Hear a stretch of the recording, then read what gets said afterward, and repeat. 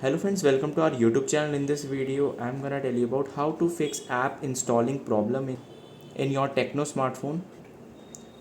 Friends, when you just install applications from a website or something APK, it asks you for install unknown application. So how you can enable this permission to install apps in your phone? So let's get started. So friends, first you have to go to the settings.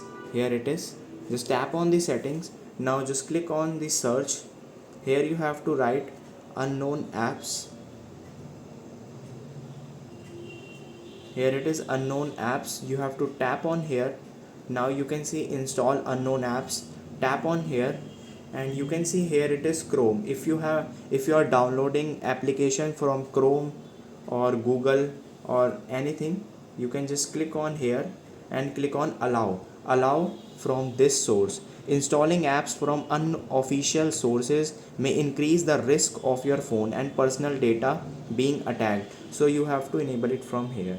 I hope you like this video. If you like this video, then subscribe to our YouTube channel for more helpful tips and tricks videos. See you next time.